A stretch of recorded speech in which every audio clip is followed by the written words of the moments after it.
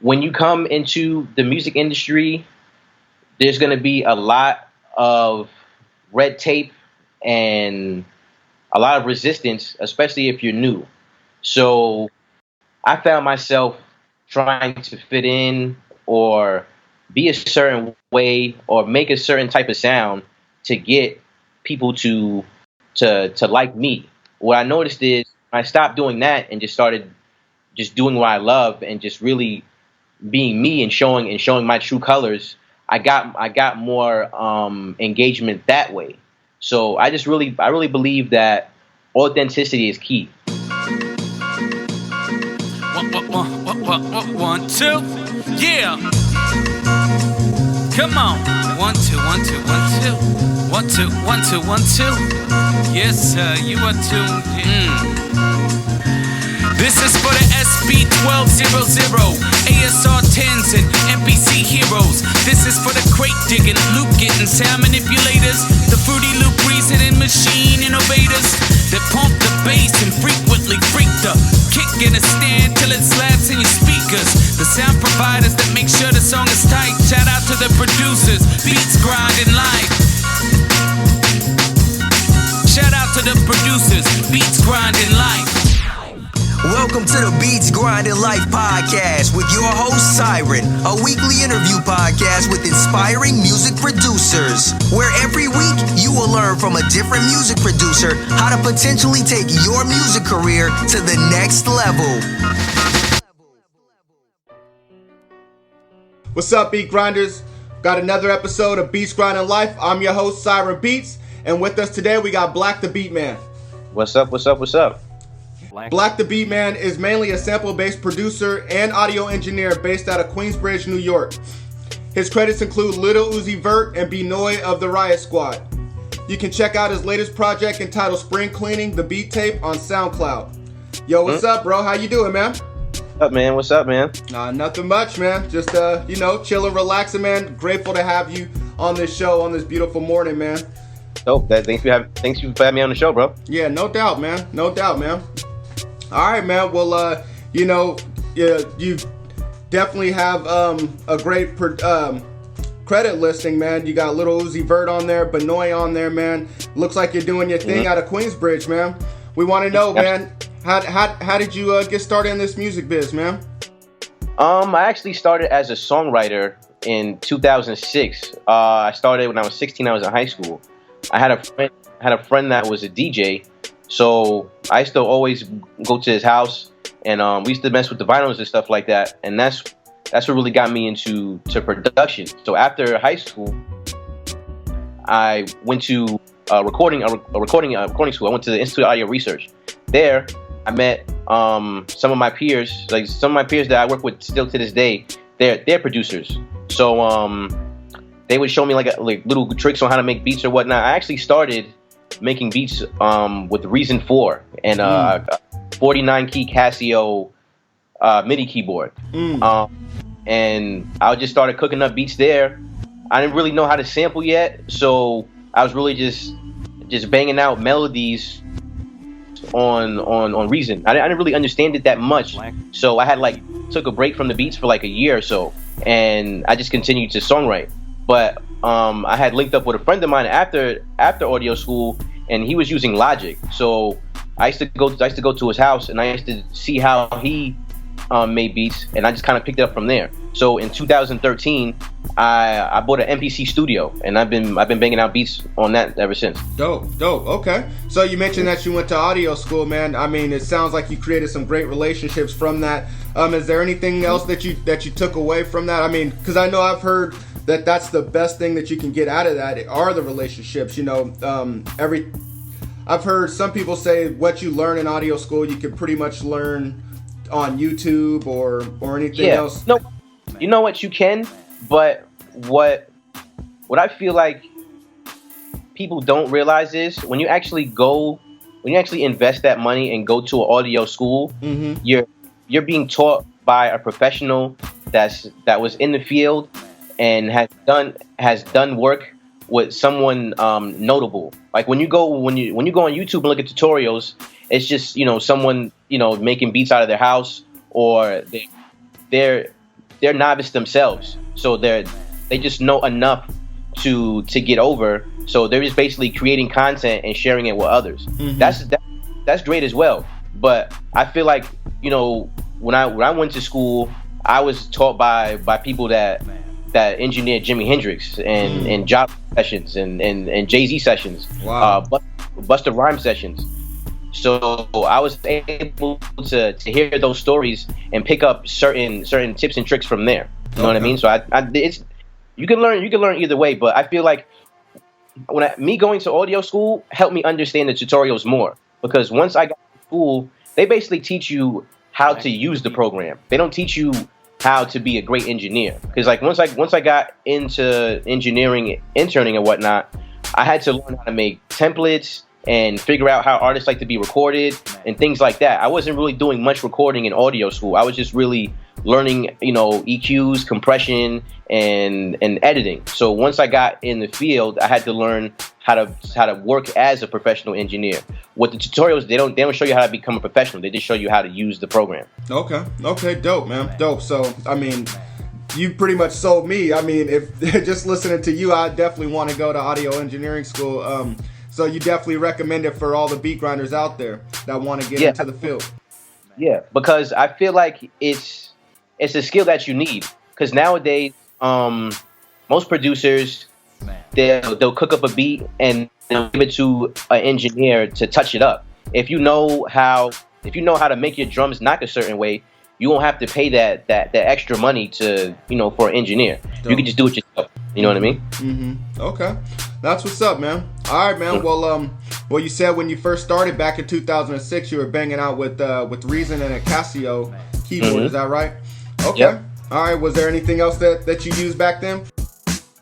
No, it was just that. I had, when I started, the production era was moving into digital. Mm-hmm. So the big at that time, the MPC 3000 was out, and a lot of people were moving over to Logic and Reason. So I couldn't afford the 3000. The 3000 was like $2,000 at that time. Right. So in audio school, the great thing about audio school is, another thing that you probably be sold on, is we all share. So I got, when I said, I want to make beats, I got set up. I got a free installation for Pro Tools. I got a free Waves installation. Nice. I got tons of drums and samples to start off with. Mm-hmm. So it's a community to meet friends and just get started. You know what I mean? Dope. Okay, that's what's up. Yeah, my question was gonna be, why did you get into Reason? But yeah, it just sounds like because of affordability and the wave was moving towards right. And I was being taught Reason in the school. So like we had a MIDI class, and that class was basically configured on how to use Reason. So all of my knowledge on how to make beats was basically applied from the class that I took at audio school. Okay, that's what's up, man. All right, man. Well, when you were coming up, man, when you were thinking about getting into music production, and when you were actually getting into it, banging out on Reason, man, who were some of the producers that inspired you?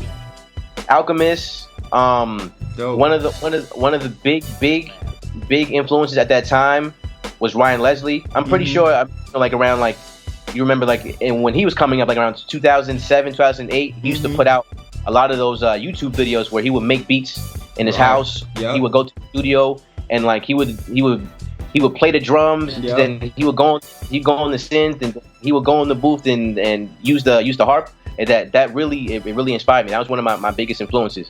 Kanye West. While I was in school, 808s had just came out. That was an awesome album. The production on that was A1. Dane Grease. During that time, I was bumping a lot of Max B and French Montana. Mm-hmm. So he basically crafted that whole Coke wave, and Pharrell was really dope. And that's pretty much it. Mm-hmm. Okay, man, that's a wide variety of sounds right there, man. Mm-hmm. to draw from. Okay, that's what's up, man. All right, man. Well, here at Beats Grinding Life, man, I'm sure that you're familiar with this, man. You know that it's not all about it's not all about, you know, the great sides of production, man. We got to actually talk about some of the hardships and some of the failures and setbacks, man, unfortunately. Yeah. But man, that's what helps us grow, man. So I want to know, man, what are some setbacks and failures that you've had in your career that you've been able to bounce back from? I've actually lost a whole year's worth of production. That's over 300 beats. My flash drive crashed, and I was not able to retrieve any of those files at all. Luckily, those were a lot of the beats that I had started making when I first got the MPC. So they weren't that great, but I know if I had them today, I would have been able to add on to those now because the ideas were there. Right. But I didn't really know how to get my ideas out the way I wanted them at that time because I was still learning the program. Oh man, that's a story that we've heard from too many producers, man. What were you able to take back from that? Have you do you now back everything up or have? Yeah, I back everything up. I actually have 2 terabytes that I back everything up on. Dope. And what I do now is I detach myself from the music. Like when I lost all of that, I'm like, yo, what am I gonna do? I don't know how to even restart. I lost over 300 beats. What I figured out from that was that your creativity is endless. Just because there's a minor setback, you can go back and continue on. It actually helped me become a better producer because I couldn't lean on my previous work. I had to really reinvent myself. That's what's up, man. I like hearing that. That's tight right there. Because I mean I've lost some things before, and and it's just instead of just sitting back and being upset about it, man, you just have to look towards the future and just say, okay, well, I got to build a whole new catalog now, and like you said, it's a chance to reinvent yourself and be whoever you want to be, and not lean on what you had before. That's dope, man. That's dope. Okay, well, thank you for sharing that, man. Appreciate that. I got a lot from that, and I'm sure the beat grinders listening have got a lot from that as well, man. Dope. Okay, man. Well, let's jump to the other side of that, man. I want to know what's the best moment that you've had in your career. Man, the best moment I had in my career was when I won my first beat battle. This was March of last year. I had all my boys from high school come out to the beat battle, and it was at the Pyramid Club in New York. Okay. It was for it was the showcase called Elegant Hoodness, and I went against this kid. I don't remember his name, but we went 3 rounds back to back. We played we played 5 beats back to back, and the crowd just loved my beats a little bit more. The DJ was popping his head, the whole head. The previous champions from the actual battle were bopping their head. They actually came on stage and rocked with me. It was a movie. It was dope. That's what's up, man. That's what's up. I know that's a great feeling. Just first of all, just getting up on that stage for a beat battle, there's no other feeling like it. Just hearing your beats being played and seeing the crowd loving it, man. It's the best feeling in the world. And I'm especially sure when that bass hit and everybody's like, oh, that's I love that feeling. Right? Yeah, man. Yeah. That's what's up, man. Okay. All right, man. Well, I'm sure you're gonna have more moments like that in your career, man. What about the Lil Uzi Vert placement? The Lil Uzi Vert placement is a funny thing. I didn't even know I got the placement until like a year later. So what happened was I had put a beat tape out on SoundCloud, and there was no tags on it at all. So like I just had it floating around for a while, and I don't listen to Uzi Vert at all. I didn't even know who he was until I got put on. Right. One of my friends, because I was actually shopping that beat that he picked. So I had shopped the beat around, and one of my artists is like, yo, did you give this beat to Lil Uzi Vert? I'm like, no. He's like, you sure? I'm like, yeah.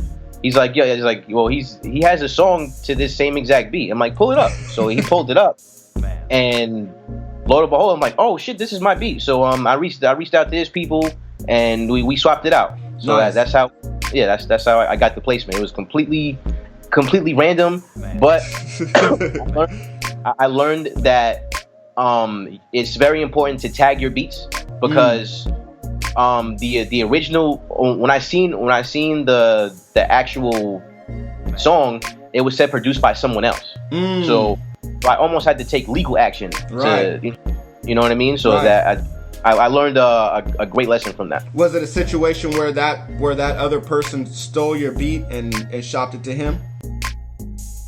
Oh, you know what I think it is? I really think that it was he heard the beat on SoundCloud, and his boy was probably an engineer / producer, and he added some drops to the beat. Okay. Like there wasn't no instrumentation or anything like that. But in the music industry, if you add any drops or a certain idea to a beat, it's considered you produced it. So like I was just the beat maker in that situation. The person that recorded it and added the drops was the producer in that sense. You get what I'm saying? Right. Oh man, well, beat grinders, man, you heard it from Black the Beat Man, definitely tag your beats just for situations like this. Okay, well, thank you for that lesson, man. No problem. All right, man. Well, here at Beats Grinding Life, man, we're all striving for greatness, man. We're all trying to get on your level. We're all trying to be a producer like you, man. And so we want to know, man, what do you do in a typical day? So that way we can model our day after yours. Okay, so I wake up, I'll open up the MPC, I'll listen to whatever previous beats that I made the day before or whenever last time I cooked up. I try to analyze see what elements need to be added. If I believe the beat is finished, I'll go into the next beat. What I try to do is I try to make at least 4 ideas and complete 2 within my day. So that's a 4-hour process. I try to give myself 4 hours out of the day just to focus on beats, because they say the mind can only focus on one thing for 4 hours. So I just take that energy and focus it on beats. Wow. So what I'm doing now is I'm going back to the essence of digging in the crates and actually finding drum breaks and sampling. So what I'm doing all day now is I just got a collection of vinyls. So what I'm doing now is putting the vinyls on the turntable and just chopping up what I like. I'm not even making beats right now. I'm just chopping up what I like, and I come back to it later because I'm just trying to find enough gold. I just need enough gold to hold me over for the entire summer, so I don't have to keep looking. Right. You know what I mean? Just reminds me of I don't even know what animal I'm thinking of, but I guess like hunting and gathering. You're gathering all of your samples now so that later on you can go and use them. It's like I'm getting ready for the winter. So it's like a hibernate. Right. There you go. That's what's up, man. I like that idea. And sometimes I do that as well, where I may not make beats, but I'm creating samples on my own, or I'm sampling. Right. Or so that's what's up, man. Okay, and I also like the idea of just the 4 hours, and not overwhelming yourself. You hear some cats say that they make beats for 12 hours a day or whatever, and because you get ear fatigue after 2 hours, especially if you're bumping your beats loud. I know a lot of producers like to have their drums knocking to jump out the gym. So after 4 hours, your ears are just numb to whatever. So you need to just to reset and do other things, because production is not just making beats. You have to go out there and pitch these beats to artists as well. Dope. Okay, so yeah, it's not all about what you do in the studio. It's about what you do outside of the studio as well. Okay. Well, thank you, man. Thank you for that. That's what's up. Well, this portion of the interview I like to call In the Studio. And in the studio, we want to know what you do while you're in the studio. I mean, you already said that you make beats or you work on music in 4-hour increments, but we also want to know what else goes on in there and what you have in there. So in this portion of the interview, we're going to find all of that out. You ready? All right. So right now I'm using the MPC Studio, the first MPC Studio that came out in 2013. Wait, okay, hold up, brother. I'm gonna ask you all that in just a sec. All right. All right. I want to know first, what do you do when you first start crafting beats, man? Do you have a set ritual? Do you light incense? Do you smoke blunts? What do you do? You know what? I just I just turn the computer and just try to catch a vibe. Like I just go into my sample folder and just really try to look for something that's gonna move me to actually make a hit or just make a banger. It's really just finding a vibe. I really focus on good energy. So I don't really like incense. It's just I know what I'm looking for. So once I get there, I don't stop until I actually find it. So I just my ritual is sitting in the seat and actually doing the work. I read this book called the War of Art, and they said that the hardest part of being a good writer is actually writing. So as a producer, we're writing music, like we create. So the hardest part is actually getting up in that seat and devoting yourself to actually making a record. So that's what you do. You know what I mean? That's dope. That's great advice right there, man. Damn. Okay. All right, man. Well, what's a not so secret weapon that you have in the studio? A not so secret weapon is Electra X. What's that? Electra X is it's a 3 oscillator synthesizer. It's been it's one of the famous ones now. A lot of trap producers are using it. I think Metro Boomin is using it. Basically the whole 808 Mafia is using it. Okay. And they have a lot of great expansion packs that are cheap. You can buy expansion packs with 40, or at least 40 sounds or 2 gigs worth of sounds for like $15. Wow, that is pretty cheap. Keys, ARPs, atmosphere sounds, risers, stuff like that, and like anything you really need to give your beat that extra magic. Electra X. Okay, dope. Well, thanks for sharing that, man. No problem. All right, man. Well, what else do you got in the studio? What's all in your toolbox, man? What's in the arsenal? In the arsenal, right now I'm using the MPC Studio with the MPK 2500. My go-to VSTs right now is Electra X, and I just picked up this new plugin called Expand 2, which I only bought for $1. So there's 13 gigs worth of sounds on there. So, and it's still $1 right now online. So if producers on there that's listening to this, if you need great keys, strings, really good pads, basses, mallets, bells, it's basically a complete workstation. Think of the Phantom or a Triton.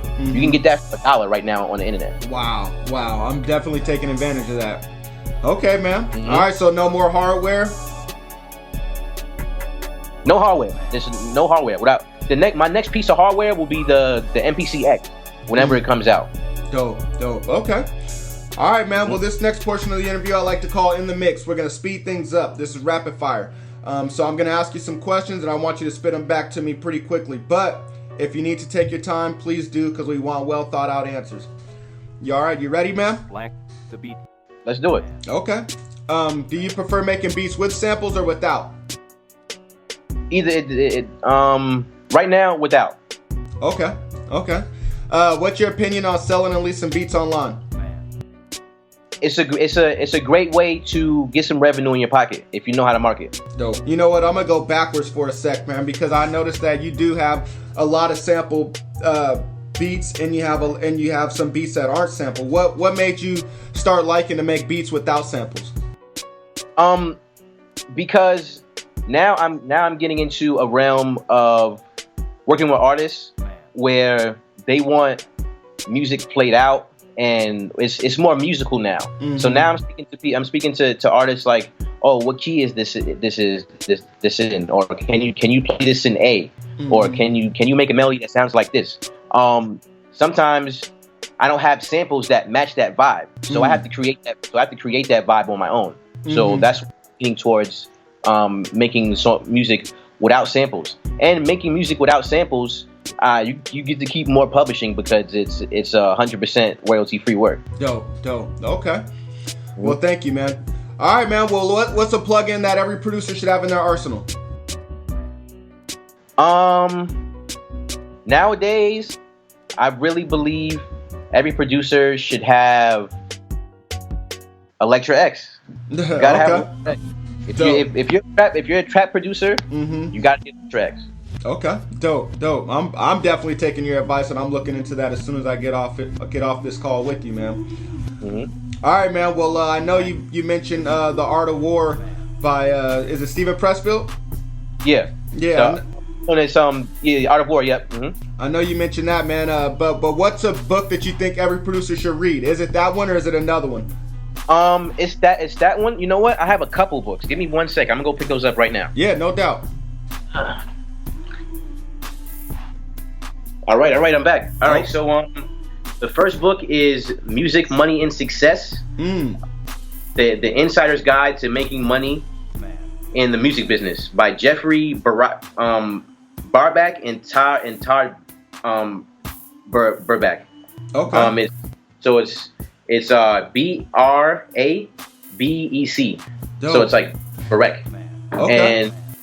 And Confessions of a Record Producer.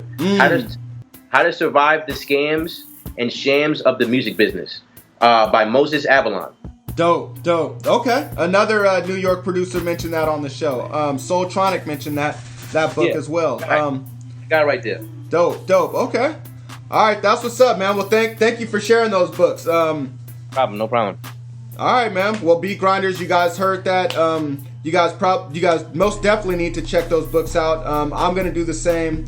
I like reading books about music and about life and informing myself. So suggest you guys do the same. If you want to get the link to that, it will be on the website on the show notes.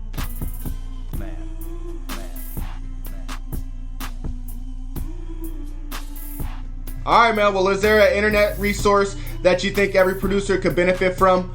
And when I say internet resource, I mean a website or a app. Producergrind.com. If you're looking for samples, drums, motivation, tutorials on how to make beats, how to sell beats, producergrind.com. Dope. Okay, I want you to imagine right now that you're at Mount Rushmore. They asked you, Black the Beat Man, to put 4 faces up there, and they have to be faces of producers. Who's gonna be on your Mount Rushmore? My Mount Rushmore is going to be Just Blaze, Ryan Leslie, Alchemist, and Pete Rock. Oh man, I can't argue with that one, man. That's a dope 4 right there. All 4 of those people influenced me and my sound and my music, man. And dope. Wow, man, that's dope right there. Okay, all right, man. Well, I want you to stay in this imaginative mode, man. I want to know, man. You just woke up from a dream, and in that dream, you had the perfect studio session. You had one artist, one producer, co-producer along with yourself, one engineer, and one random person. Who are those 4 people going to be in the studio with you? All right. So my engineer is going to be Mixed by Ali. That is TDE's engineer. My artist is going to be... My artist is going to be Jamie Foxx. Oh, okay. Wow. My co-producer is going to be Pharrell. And what was the last one? A random person. And a random person gotta be my cameraman. We gotta get this on film. Yeah, right. I hear that, man. Definitely gotta document it. I mean, you and Pharrell, that's crazy, man. I mean, just from hearing your music and your sound, I didn't pick up an R&B vibe, but I mean, I'm not saying you can't pull it off, man. That would be interesting to hear, man. You and Pharrell, and then Jamie Foxx, and then also Mixed by Ali. I mean, I haven't really heard Ali mix too much R&B, but I mean, I'm sure he can do it. You know, man, wow, that's crazy. I love hearing this answer. I love it when producers give me answers that, you know, that I would never imagine, you know. So just going out of the realm. I love that, man. Okay. That's what's up, man. Well, hopefully you can make it happen. Yeah, hopefully, let's do it. For sure, man. All right, man. Well, what's your favorite song that you've ever produced? My favorite song that I ever produced was this song that I produced by for this artist called She Rail. It's called Living Single. It's actually on my SoundCloud right now. Dope. Okay. Well, Beat Grinders, you guys go check it out, man. Go to his SoundCloud and go check out that song. All right, man. Well, what's the album besides one that you worked on that you recommend every producer listen to, and why? 808s and Heartbreaks. And the reason why I say to listen to that album is because it is the beginning of the trap era. It was Kanye West shows producers how to use 808s correctly. He uses it's a great marriage of instrumentation and samples with a really high gritty bass bump. All the 808s that he used on each record all have a different feel. Some are very hard, some are very soft. So if you're into 808s, a lot of people say, listen to like Future, something like that. If you really want to know how to use 808s correctly on like engineering standpoint, listen to 808s and Heartbreaks. Dope. Thank you, man, for that advice. I'm definitely gonna take your advice and re-listen to that album today, man. So thank you, and Beat Grinders, you guys do the same. Go onto the website and check that out. I will have a link for that. So, okay, man. Well, I want you to imagine that you woke up tomorrow and you lost everything that you had except for your knowledge and $1,000. I mean, you kind of already went through this when you lost your hard drive, right? Yep. But I want to know, what would you do in the next week to restart your career? And I want you to keep in mind that you lost everything this time, including your contacts. You don't know anyone. You're pretty much on a new planet identical to Earth with just your knowledge and $1,000. What you gonna do? All right. So what I'm gonna do is I'm going to buy a cheap HP $300 computer. I'm gonna buy another MPC Studio. That's 300. So now I'm at 6. I will buy a terabyte. So now I'm at 300. And I would buy all the MPC drum expansions on the site. That's like 150. So now I'm down to 200, and then I would go on Producer Grind, download all the samples from there, and I would use the other 200 for Facebook marketing. Dope. Dang. Just that simple. Just that simple. Man, wow. That's dope right there. Have you used Facebook marketing? Yeah, I have. Okay. And how's that been? Have you reaped rewards from that?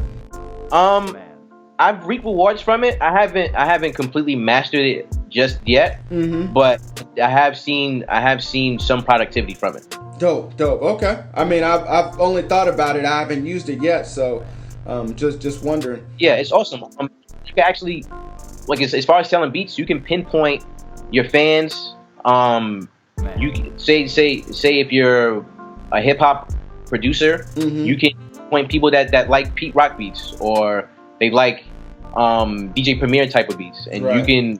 And that's a wide variety of people. There's over 1 billion people on Facebook. Right. So if you could reach 100,000, if you get 10% of that audience to click on your beats, you're in pretty good shape. Dope. Okay. Well, thank you for that. Beat Grinders, you guys heard it, man. Definitely take advantage. I mean, that was a great answer. First off, you utilized each and every dollar. And got yourself back up and running. But man, the Facebook marketing, I'm definitely gonna check that out and look into that. So thank you, man. No problem. All right, man. Well, when it's all said and done, man, and your career is over, and you've gave everything that you had, man, and all you have is your legacy. I want to know what do you want your legacy to be? What are we gonna be talking about, Black the Beat, man, when it's all said and done? What does it mean to you? I want to be the producer that inspired the youth, and not like in a musical way. What I want to do is actually go to schools and create a music production program in high schools, and have kids that are inspired to do music to start early. Because what I've noticed is, and even in my experience, a lot of children don't know what they want to do, and especially in the music industry, a lot of people believe that you can't really make an honest dollar in the music industry. So if they're taught early, I believe they can make a great living for themselves, especially now with Facebook marketing. So if I can put some type of music program in high schools, I believe it would actually up the graduation rate, and it'll make kids want to go to school that are interested in music. Right. Dope, man. Yeah, I mean, the music programs have been taken out of a lot of schools, and you know, and for you to do that and actually be interested in providing that for kids, that's great, man. I noticed that you've done that already at Hudson High School in your city. Yep. Is that right? Yep. Yes, I have. Nice, man. Nice. Okay. That's what's up, man. Well, man, I hope that you can make that happen, man, and definitely keep us updated, man. I mean, keep posting. Maybe we can have you guys even be incorporated in the whole project. Dope, man. I would love that, man. I would love to give back. You know, I've always wanted to give back, but just don't know how. So, man, if there's anything I can do, definitely let me know. Absolutely, we'll do. Okay, man. Well, I want to know, man, what's the greatest piece of advice that you've received as you've been coming up in this music game, and what advice would you give to all the beat grinders listening today? The greatest piece of advice that I've ever received in this game is it's never too late to be yourself. When you come into the music industry, there's going to be a lot of red tape and a lot of resistance, especially if you're new. So I found myself trying to fit in or be a certain way or make a certain type of sound to get people to like me. What I noticed is I stopped doing that and just started just doing what I love and just really being me and showing my true colors. I got more engagement that way. So I really believe that authenticity is key. So it's never too late to be yourself. If you feel like you're just getting into the producer game to make money, or you're trying to be famous, you won't make it. You have to be real with yourself and really want to do this. You have to love it. So if you're just trying to make money, you're gonna fake. So don't fake. Just be yourself. Dope, man. Dope. Great advice right there, man. And you know, we always say on Beats Grinding Life, the guys that have made it, the guys that we all look up to, you know, the Just Blazes, the Ryan Leslies, the Kanye West, they were being themselves when they were creating, you know, and so it just Kanye West has never been far from himself ever. Yeah, right. Yeah, that's so true. I mean, you know, so it just wouldn't make sense to go out and try to make beats like them. You know, they didn't do that. Right.